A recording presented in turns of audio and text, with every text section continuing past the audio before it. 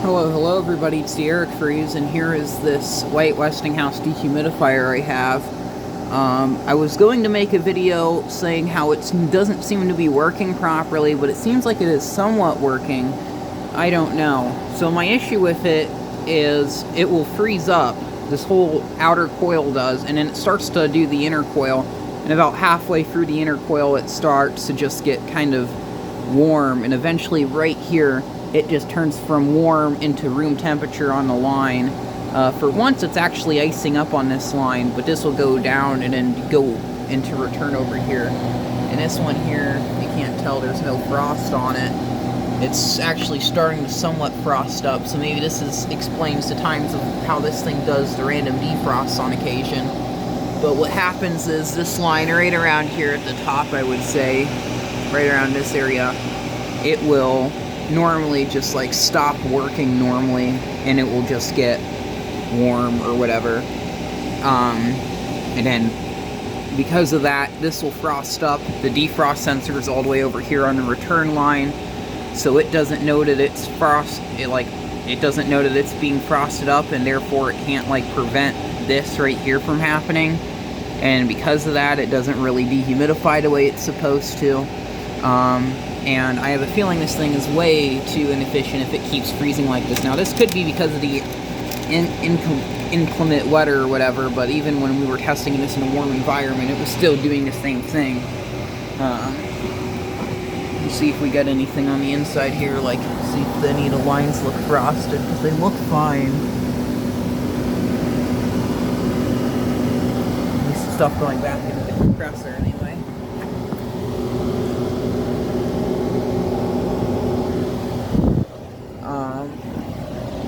But the frost sensor goes right over here. It's right before it goes into the capillary tube, and that's pretty much where the issue is. And then right there you can see frozen all the way out, whole aluminium coil's frozen, and then your turn line is slightly cold. I'm gonna do a manual defrost on it by simply just turning it off. And we'll just wait for this to cool down. Well, I let it defrost for like 10 minutes. I just kicked it back on. Apparently the camera wasn't even recording, so that's great. But I'll show you what it's doing. Disregard the space heater, we'll get into that later. So coils are getting cold again. I didn't let them like fully defrost, as they actually still feel like a big chunk of ice. But these are cold. And this right here is room temperature, this line back here. And so it's this one here. Now, a friend of mine, well, both me and my friend believes that there's a blockage in the line, and I feel like this unit's too cold to work with the blockage. Now, I know that I was also told that short cycling could like also free up a blockage, so I tried that a few times, but I didn't really want to wear out this poor old compressor. This compressor's already dealt with enough already. So what I'm going to do is I'm just going to turn on this heater and get this coil nice and toasty and see what happens. That's literally all I can probably think of right now. So let's unplug this. Yes, I know I should have probably turned it off first. And I know this heater's in rough condition. It doesn't run very well. This is literally the only heater I have on hand right now. This is my emergency heater because of this plug. Eventually, I'll get a new plug for it and it will start working. And the fan is really stiff on it. This was out in the cold garage. It goes, it's working. 11 amps. Probably also bring a fan over here to help warm this up, so only if there's a way I could just turn off the compressor and just let the fan run so there's constant ventilation through here, but whatever. It works, I guess. So we'll come back later. We'll let this run for a bit and see what happens. Heater has warmed up. It's working now. If I turn off the flash, you can even see the coils heating to hell up. Hopefully soon what I'm going to do with this, I'm going to tear this thing down, clean up the motor, check all the wiring, replace the cord, obviously, since this is a bit knackered and kind of scares me a little bit. So, yeah, this is something you want to make sure you're watching while you're using. Well, actually, all space heaters you should probably do that with, but this is a heater I would not leave unattended for pretty much it being very old and somewhat unsafe. Well, I don't even trust a majority of the modern heaters, but yeah, I guess that's pretty good. So yeah, letting this ice melt. It's just, you know, let's get these ice chunks here, like that.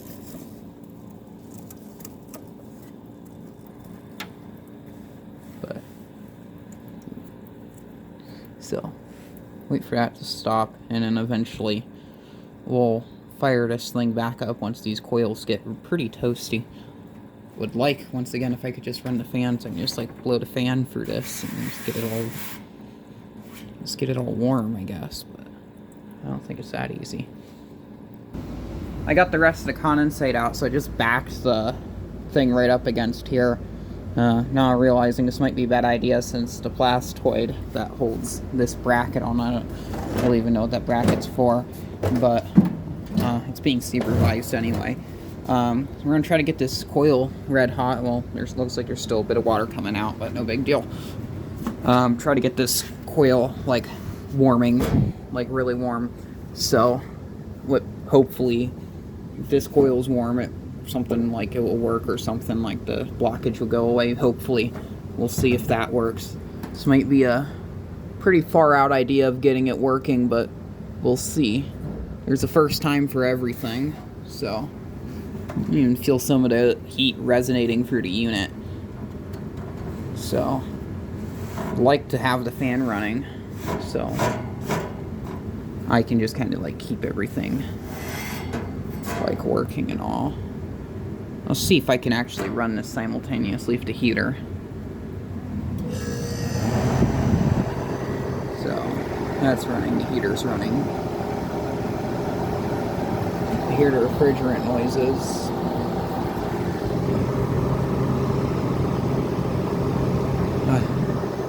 It's probably going to take out the circuit though.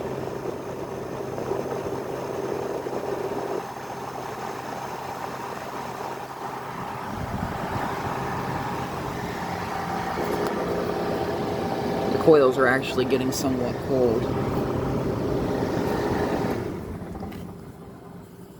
Turn that off though. Don't want to put too much load on the circuit. Oh, we're going to wait a bit longer. I'm going to actually pull this away a little bit so there's some heat that can escape probably about this far. And I'll come back in another 10 minutes or so and see how this goes. It's been more like 20 minutes, but I have the coil, pretty much the whole unit, to the point where it's hot enough that it burns me when I touch it. So, yeah. So let's see if this helps clear up this blockage.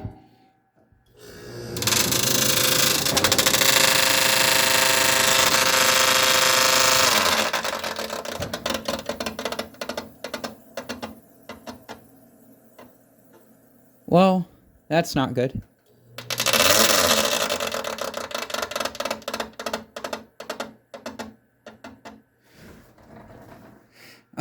I think it may have melted some plastoid, so now the fan kind of, like, is out of balance. Let's remove the front case. Never a dull moment. Oh. There's that. Let's just...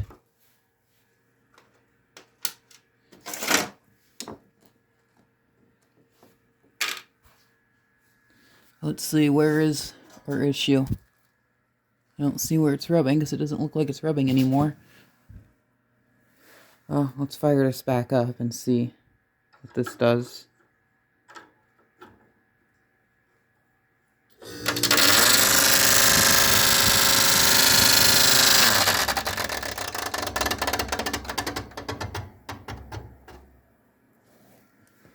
Right here.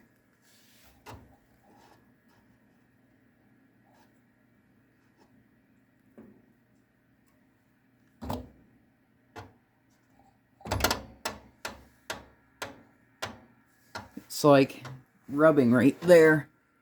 See, is there a way I can reach my hand in here and like push it out a little ways?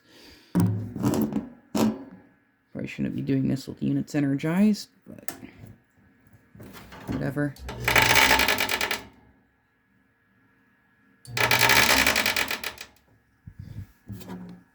Yeah. Well, now I'm also short cycling the compressor too, because that's, of course, tied into that.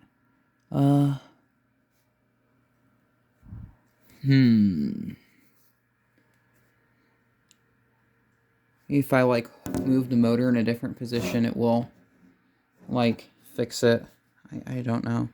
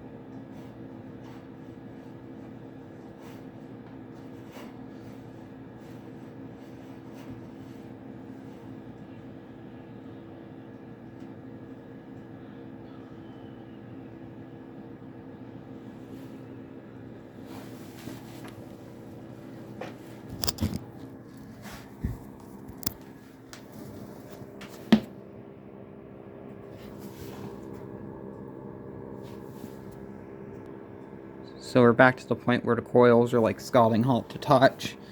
And we're going to fire this up again. At this point, if there's no difference, I am going to give up with this machine and most likely part it out, since it's not really worth saving if it's going to behave like this.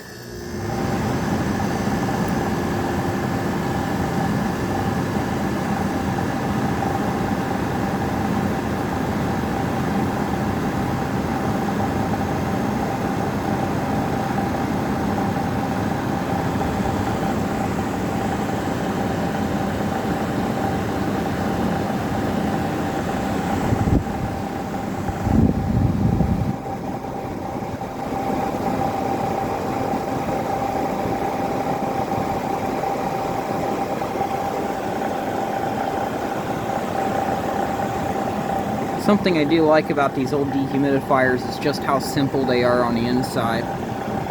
There's not much in here. We got the compressor, some basic wiring, the humidistat, the fan motor, both coils, and the fill switch.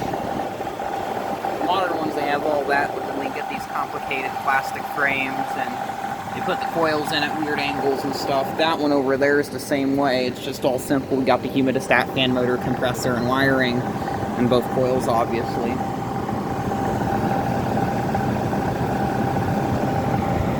Weird plastic fan shroud, which I'm going to say I'm not too fond of this fan shroud.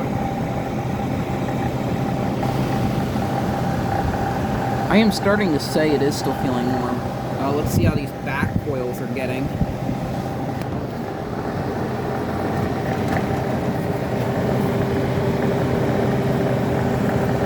It is getting icy and cold.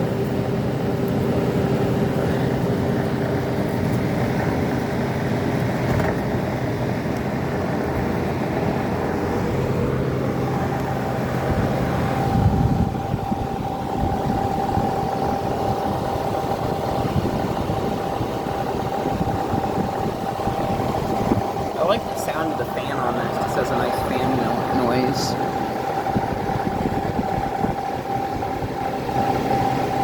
There's the motor tag to anyone that is interested. It's made in China. The compressor is made in the United States of America. It's a really nice compressor. I wonder if this one could be used for window air conditioner, possibly.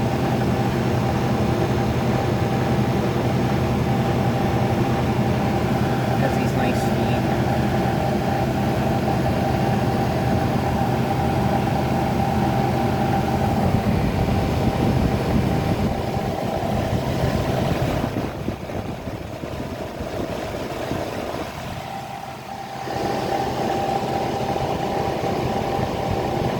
This is cold and sweaty.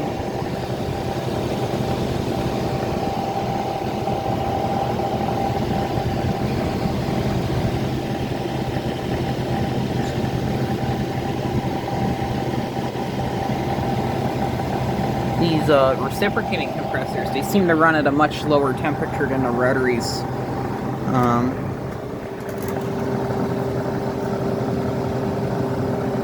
And here in the back, we're still pretty icy.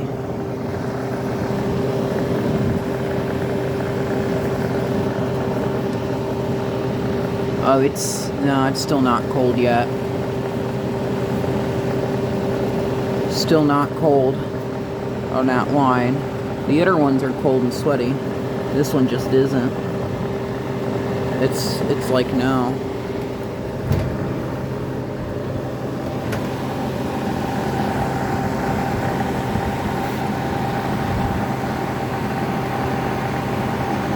Well, let's wait a little bit longer. It's making this clicking noise now.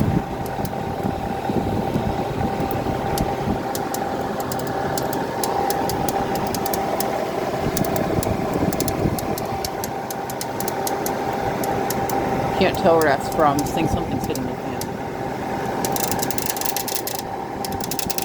There's a shroud again.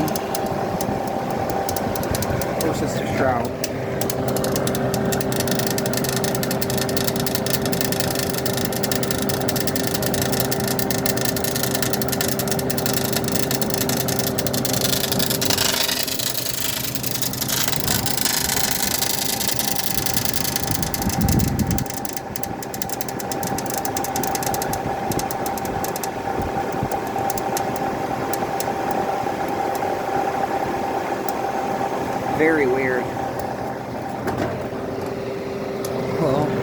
let's check this again.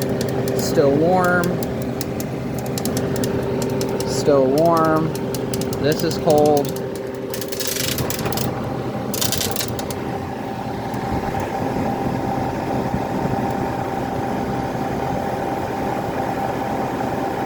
I'm gonna probably give up on this. I don't really know if this is really worth going into any farther. We're not gonna get anything else out of this. This seems to just be a waste of energy, I guess. I'm gonna have a look at this fan blade, because I think the fan blade's mounted. It's too loose. So I'm gonna have to tighten that fan blade up. And it's at a really bad spot to get to. So to get to that, I'm going to have to remove the case. That's 6 screws, plus these other ones here that hold on the mounting bracket there for the thermostat and fan motor.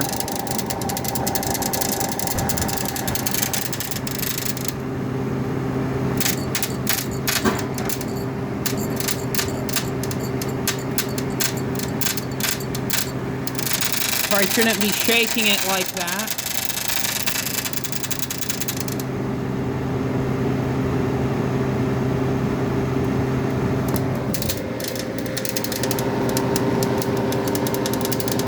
Also should probably be used on a... Should be used on a flat surface to fan... The one thing I guess about the heat is it made the fan bearings free up. There's like play now.